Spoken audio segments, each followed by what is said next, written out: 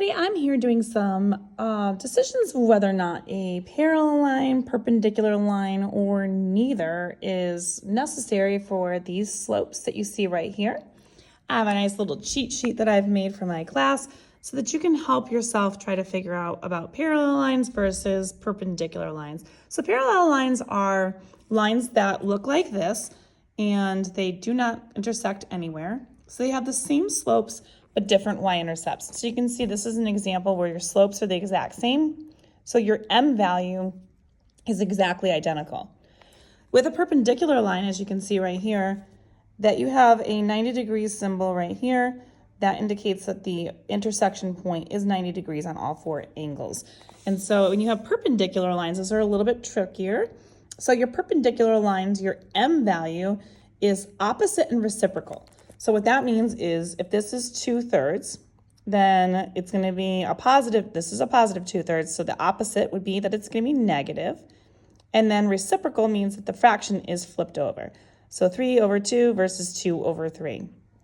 It needs to have both of those things in order for it to be a perpendicular set of lines.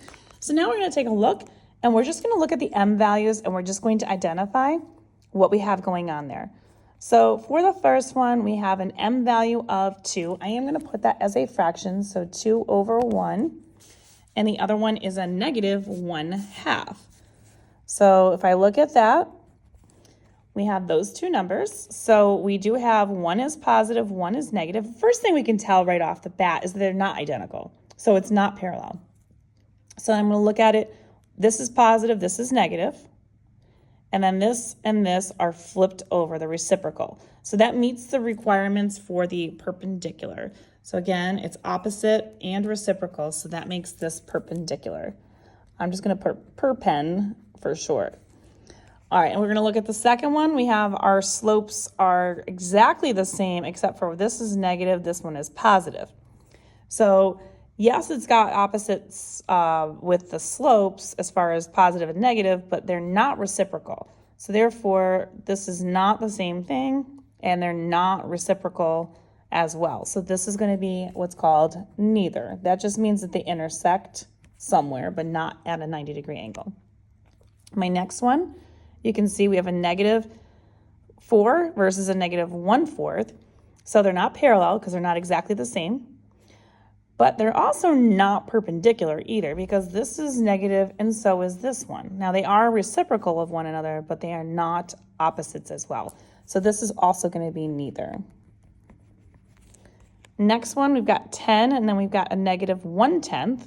So 10/1 and then -1/10 would be like that. So we've got a positive versus a negative. They're clearly not the same number. So we do have the positive versus negative, and then we also have that reciprocal amount. So that means that they are perpendicular. So again, I'm going to just put perpen. All right, the next one, we have a slope of 2 and a slope of 3. Completely different, not the same at all. This is going to be neither. And then we're going to go with the last one, 4/5 versus 8/10.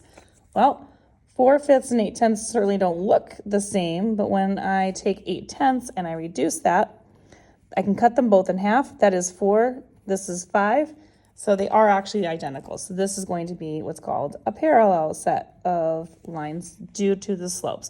If you'd like more questions like this, you can find them on my YouTube channel. You want Algebra, check them out under the perpendicular and parallel lines section.